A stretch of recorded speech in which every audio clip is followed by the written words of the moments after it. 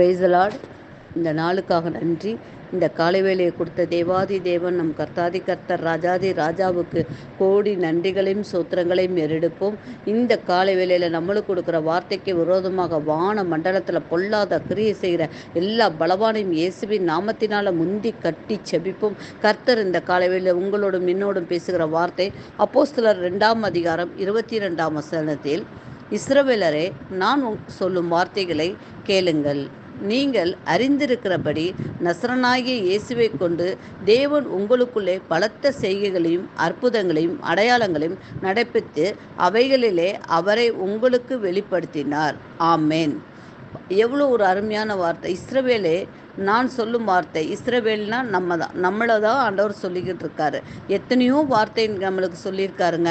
அவர் வார்த்தையை நம்ம கேட்கறதே கிடையாது. அவர் எத்தனை அற்புதங்கள் செய்திருக்கிறாரு, எத்தனை அதிசயங்கள் செய்திருக்கிறாரு, எத்தனை நம்மளுக்கு நினைச்சு கூட பார்க்க முடியாத மிராக்கல்ஸ். ஆனால் நம்ம இன்னும் அவரை நினைச்சு பார்க்கறதே இல்லைங்க. ஒரு காரியங்கள் உங்களை கொண்டு தேவன் செஞ்சுட்டாரு அப்படின்னு சொன்னால், நான் செஞ்சேன், நான் பண்ணேன், நான் இது பண்ணேன் இல்லையே. அவரை வெளிப்படுத்துறதுக்கு உங்களால் முடியல. எல்லாவற்றிலையும் நான் என்று சொல்லிக்கொண்டு மற்ற எவ்வளோ அற்புதம் அடையாளங்கள் செய்திருக்காரு. அந்த அடையாளங்களுக்கு ஒரு நாளாக நம்ம நன்றி செலுத்தியிருப்போமாங்க. கர்த்தர் செய்தார், கர்த்தருடைய அற்புதம், கர்த்தருக்கு மகிமை உண்டாகட்டும். இல்லவே இல்லை, இதை நான் செஞ்சேன், இதை நான் பண்ணேன். நீங்கள் செய்கிறதுக்கு ஒன்றுமே இல்லைங்க. தேவன் உங்களுக்குள்ளே பலத்த செய்கைகளை அற்புதங்களை செய்தார். யார் செய்தார் போட்டிருக்கு? தேவன் செய்தார். தேவன் உங்களை கொண்டு எடுத்து பயன்படுத்தினார். உங்களை ஒரு கருவியாக எடுத்து பயன்படுத்தியிருக்காரு. அதற்கு கர்த்தருக்கு மகிமை உண்டாகட்டும். கர்த்தரே எல்லாவற்றையும் செய்தார் என்று சொல்லுங்க. அப்போ தான் நம்ம வளர முடியும், தேவனுக்குள்ளே வளர முடியும். இஸ்ரவேல் சொல்லும் வார்த்தைகளை நீங்கள் கேளுங்கள் என்று சொல்கிறார்.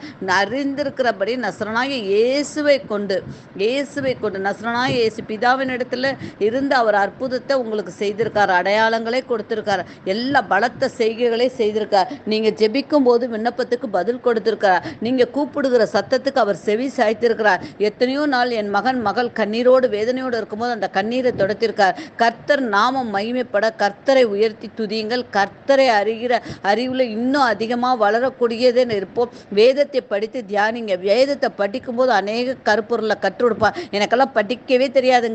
இந்த வேதத்தில் என்ன இருக்குன்னே எனக்கு தெரியாது. உண்மையே சொல்கிறேங்க.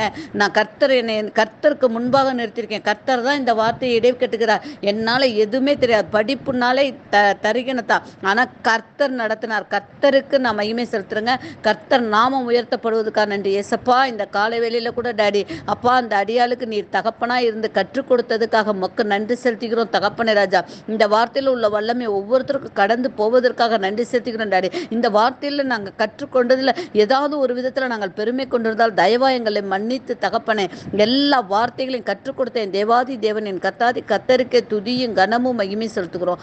நாங்கள் சிறுகணும், நீங்க பெருகணும். இயேசு கிறிஸ்துவின் நாமத்தினால் அந்த ஜெபங்களை ஏறெடுக்கிறோம் எங்கள் நல்ல பிதாவே.